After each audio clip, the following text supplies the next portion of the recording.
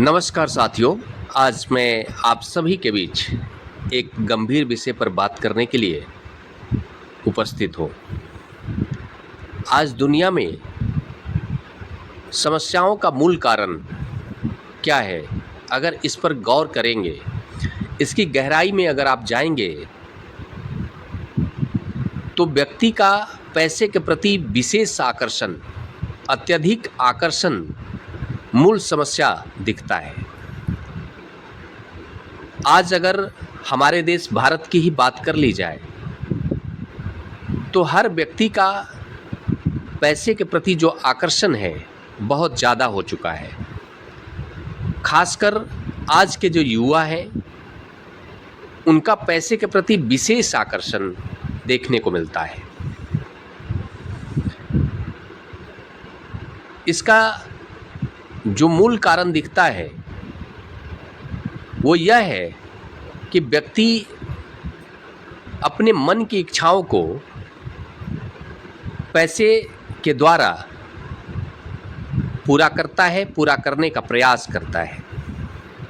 लेकिन अब वो समय आ गया है जब इस सोच पर अंकुश लगाने की आवश्यकता है। पैसे के प्रति जो व्यक्ति का आकर्षण है, उस आकर्षण को मर्यादित करने की आवश्यकता है।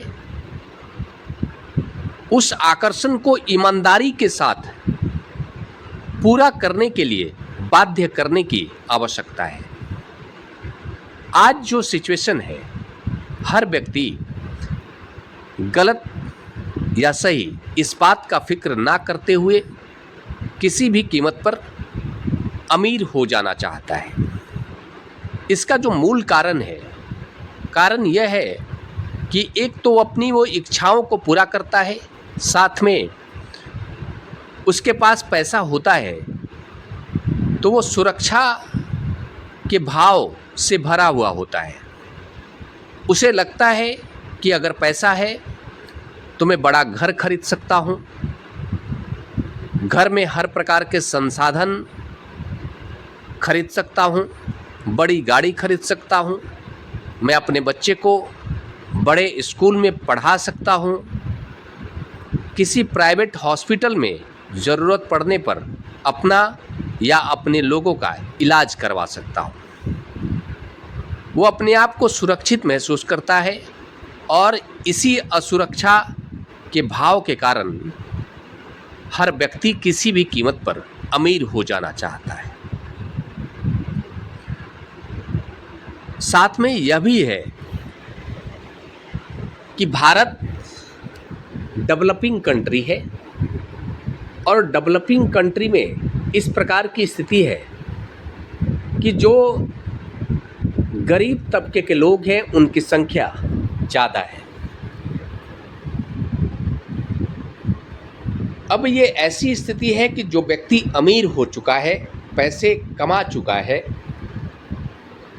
वो पैसे का जो उपयोग करता है बड़े घर बनाने में करता है, बड़े गाड़ी खरीदने में करता है, लग्जरी लाइफ को जीने में करता है, या फिर अपने बच्चों को बड़े बड़े स्कूल में पढ़ाता है। भारत के अंदर इस प्रकार की स्थिति है कि आपके पास अगर पैसा है तो आपके लिए बहुत सारी चीज़ें सुलभ हो जाती है, आसानी से आप प्राप्त कर लेते हैं। आप हर प्रकार के नकारात्मक स्थिति से खुद को बचा लेते हैं, क्योंकि हमारे देश में भ्रष्टाचार बहुत ज़्यादा है।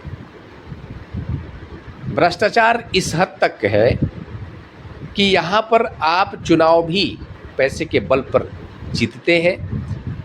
कोई व्यक्ति अगर कोई क्राइम कर लेता है तो बड़े अधिकारियों को पैसे खिलाकर खुद को बचा लेता है। इस स्तर का भ्रष्टाचार हमारे समाज में है, हमारे देश में है, और इसी कारण से व्यक्ति पैसे को लेकर असुरक्षा के भाव से भरा हुआ होता है और इस कारण से हर प्रकार का प्रयास पैसा कमाने को लेकर करता है। जब भी उसे मौका मिलता है, चाहे वो नेता होता है अधिकारी होता है या फिर व्यापारी होता है, किसी भी कीमत पर वो अमीर हो जाने का प्रयास करता है। यहीं पर बात बिगड़ जाती है। व्यक्ति पैसा कमाने को लेकर प्रयास भी करता है और फिर पैसा कमाने के बाद वो अहंकार से भी ग्रसित हो जाता है। वो ऐसे एक्ट करता है जिससे जो गरीब व्यक्ति है उसके मन में और यह भाव बहुत ज़्यादा प्रभाव डालता है कि उसे भी किसी भी कीमत पर पैसा कमाने के लिए हर प्रयास करना है, या फिर उसके मन को यह सोचने के लिए बाध्य करता है कि पैसा ही सर्वोपरि है। ऑनेस्टी नाम की कोई चीज़ व्यक्तित्व में कोई मायने नहीं रखता है, या फिर समाज में उसका जो मूल्य है खत्म हो जाता है। ऐसी स्थिति है। इसलिए व्यक्ति पैसा कमाने को लेकर हर प्रकार का प्रयास करता है। तो आज जो स्थिति है भारत के अंदर, एक तो बहुत ज़्यादा जनसंख्या है, तमाम तरीके का समस्या है। अगर आप कोई ट्रेन का रिजर्वेशन करवाते हैं, आप अपने बच्चे को पढ़ाना चाहते हैं, आप अपना इलाज करवाना चाहते हैं, तो बिना पैसे का कुछ भी संभव नहीं है। इन सारी समस्याओं को ख़त्म करने के लिए जो तरीका है उस तरीके पर काम करने की आवश्यकता है। एक तो भारत में लोगों के बीच भेद बढ़ गया है, मतभेद बढ़ गया है। एक वर्ग दूसरे वर्ग को देखना नहीं चाहता है। इन सभी चीज़ों को ख़त्म करने के लिए जो उपाय है, सभी लोगों को एक मंच पर लाकर खड़ा कर देने की आवश्यकता है। इक्वालिटी के भाव से सभी को भर देने की आवश्यकता है। इक्वालिटी के मंच पर सबको लाकर खड़ा करने की आवश्यकता है। उसका तरीका यह है कि भारत के अंदर जितने भी सरकारी कर्मचारी हैं, कोई बड़ा अधिकारी है या छोटा अधिकारी है, उनके पावर में तो अंतर हो सकता है, उनकी व्यवस्था में भले अंतर हो जाए, उनके अलग प्रकार के गरिमा में अंतर हो सकता है, लेकिन सैलरी के तौर पर 100 और 150% के बीच ही सभी की सैलरी रहेगी, चाहे कोई 4th ग्रेड का कर्मचारी हो या फिर कोई टॉप क्लास का अधिकारी हो। इसके साथ ही जितने भी भारत के अंदर प्राइवेट स्कूल हैं वो बंद कर देने की आवश्यकता है। सरकारी स्कूल ही होगा, ऐसी व्यवस्था सुनिश्चित करने की ज़रूरत है। जितने भी भारत के अंदर प्राइवेट हॉस्पिटल है सभी को बंद कर देने की आवश्यकता है। केवल सरकारी हॉस्पिटल ही होगा, ऐसी व्यवस्था सुनिश्चित करने की आवश्यकता है। भारत में डेमोक्रेसी है और डेमोक्रेसी की आड़ में कुछ लोगों ने व्यापार ढूंढ लिया है। वो व्यापार है कि सरकारी व्यवस्था को ख़राब कर दो और उसके बगल में अपनी प्राइवेट व्यवस्था खड़ी कर दो। वही स्थिति भारत में देखने को मिलता है। सरकारी स्कूल ख़राब मिलेगा, बगल में आपको प्राइवेट स्कूल बहुत अच्छा मिलेगा। इससे क्या होगा, आप जब सरकारी स्कूल ख़राब देखेंगे तो आप अपने बच्चे को प्राइवेट स्कूल में भेजेंगे। वही स्थिति सरकारी हॉस्पिटल का है। सरकारी हॉस्पिटल ख़राब है तो आप प्राइवेट हॉस्पिटल में इलाज करवाने के लिए जाते हैं, अपने पैसे का इस्तेमाल करते हैं, वहाँ पर 5 स्टार होटल की व्यवस्था के साथ अपना इलाज करवाते हैं। ये सब कुछ करप्शन का हिस्सा है। ये सब कुछ ख़त्म करने के लिए भारत के अंदर कोई भी प्राइवेट हॉस्पिटल नहीं होगा, कोई भी प्राइवेट स्कूल नहीं होगा, कोई भी प्राइवेट यूनिवर्सिटी नहीं होगा। इसकी आड़ में बहुत ज़बरदस्त करप्शन देखने को मिलता है। और दूसरा यह भी देखने को मिलता है कि आप ये देखेंगे कि जितने भी बड़े बड़े जो प्राइवेट स्कूल्स हैं उनका जो अकाउंट होगा वो किसी ट्रस्ट के माध्यम से चलाया जाता है। ट्रस्ट का मतलब क्या होता है, मैंने देखा है बहुत सारे जो स्कूल्स हैं वो ABC सेवा संस्थान के नाम से चलाए जाते हैं, जबकि रियलिटी क्या है, सेवा संस्थान का उद्देश्य यह होना चाहिए कि हम सेवा के भाव से बच्चों को पढ़ाएंगे, लेकिन उनका उद्देश्य प्रॉफिट गेन करने के भाव से वे भरे हुए हैं। सेवा का भाव का मतलब हुआ कि जितना खर्चा है उसी हिसाब से फीस ली जाए, लेकिन यहाँ पर खर्चे से ज़्यादा 5 गुना ज़्यादा लिया जाता है ताकि प्रॉफिट गेन किया जाए। और उसके ट्रस्टी बन के लोग बैठे हुए हैं और सरकार को टैक्स तक भी नहीं देते हैं। कुल मिलाकर के इन सभी व्यवस्था में बड़े बड़े लोग शामिल हैं। वही लोग शामिल हैं जो कानून बनाने वाले हैं, कानून के संरक्षण देने वाले हैं, कार्यपालिका के हिस्सा है, मीडिया के हिस्सा है या फिर विधान पालिका के हिस्सा है। दूसरा, इस देश के अंदर राजनीतिक तौर पर भी ऐसी व्यवस्था करने की ज़रूरत है ताकि किसी पार्टी को किसी बड़े उद्योगपति से चंदा लेने को लेकर के मजबूर ना होना पड़े और उस मजबूरी में उसके पक्ष में कोई काम करने के लिए बाध्य नहीं होना पड़े। इसके लिए यह सुनिश्चित करने की आवश्यकता है जो भी नेशनल पार्टी है, जो भी रीजनल पार्टी है, उन सभी पार्टियों को, अगर कोई रीजनल पार्टी है, जिस स्टेट की पार्टी है उस स्टेट के सभी लोगों को उसको चंदा देना होगा 1000 रुपया सालाना। उसके अकाउंट से कट कर लिया जाएगा और उसके डायरेक्ट खाते में जाएगा।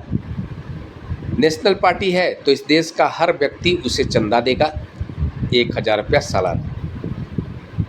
ऐसी व्यवस्था इसलिए करने की ज़रूरत है ताकि कोई राजनीतिक पार्टी को मजबूरी में किसी उद्योगपति के सामने झुकना नहीं पड़े, उससे पैसा नहीं लेना पड़े, उसे पैसे को लेकर के कोई ऐसा काम नहीं करना पड़े जो जनता के खिलाफ हो। ऑनेस्ट होकर के भी उसे ऑनेस्टी के साथ काम नहीं करने के लिए मजबूर नहीं होना पड़े। ऐसी व्यवस्था बनाने की ज़रूरत है। इसके साथ ही यह भी सुनिश्चित करने की आवश्यकता है कि कोई व्यक्ति अपने आप को गरीब ना महसूस कर सके। कोई अगर अमीर है तो बहुत ज़्यादा भौकाल ना दिखा सके। इसके लिए चाहे कोई अमीर हो या गरीब हो, कोई अगर अमीर है तो उसके बैंक खाते में चाहे $1 ट्रिलियन पड़ा हो, उससे कोई मतलब नहीं। कोई भी बड़ा से बड़ा व्यक्ति 1000 स्क्वायर फीट से ज़्यादा के घर में नहीं रह सकता है। मतलब प्रति व्यक्ति जो एरिया का रूल्स होगा वो 400 स्क्वायर फीट का कर दिया जाए। आप इससे बड़े घर में नहीं रह सकते। अगर आप एक आदमी हैं तो 400 स्क्वायर फीट में, अगर आपके घर में 5 सदस्य हैं तो 2000 स्क्वायर फीट के घर में ही रह सकते हैं। उससे ज़्यादा आपको एरिया में अपना घर बनाने की संवैधानिक अधिकार नहीं मिलेगा। यह जब स्थिति होगी तो किसी के खाते में कितना पड़ा हुआ है कोई देखने नहीं जाता है।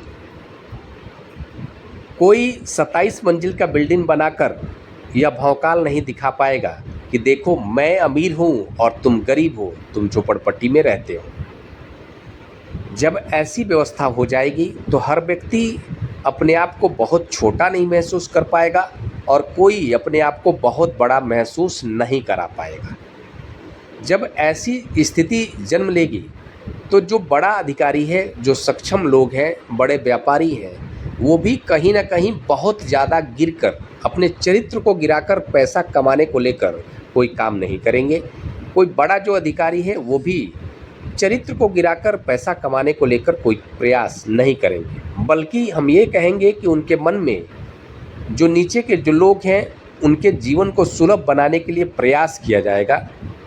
जो भी हो सकेगा सेवा के भाव से प्रयास किया जाएगा ताकि सभी जनता का जीवन बेहतर हो सके। सेवा का जो भाव है वो जन्म लेगा ऐसी व्यवस्था होने से।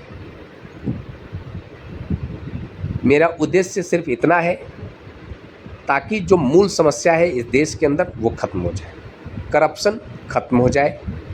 और करप्शन तभी खत्म होगा जब लोगों के मन में पैसा प्राप्त करने का जो आकर्षण है, किसी भी कीमत पर प्राप्त करने का जो आकर्षण है, उस पर अंकुश लगा दी जाए। और वो अंकुश तभी लगेगा जो ये सारी चीज़ें बताई गई है वो चीज़ें की जाए। आपस में जो मतभेद है वो भी कम हो जाएगा। जब जितने भी भारत के अंदर सरकारी संस्थान है उन संस्थानों के द्वारा किसी प्रकार का रिलीजन से संबंधित डॉक्यूमेंट्स नहीं इशू किया जाएगा। किसी प्रकार के सरकारी डॉक्यूमेंट्स में रिलीजन का कॉलम और कास्ट का कॉलम खत्म कर दिया जाएगा। ये व्यवस्था मैं ये मानता हूँ कि समाज को एक शांति की ओर लेकर जाएगा, समाज को बेहतर बनाने को लेकर के आगे बढ़ेगा। ये जो व्यवस्था है एक दूसरे के प्रति प्रेम की भावना को बढ़ाएगा, इक्वालिटी की भावना को बढ़ाएगा, समाज के करप्शन को खत्म करने की तरफ आगे बढ़ेगा।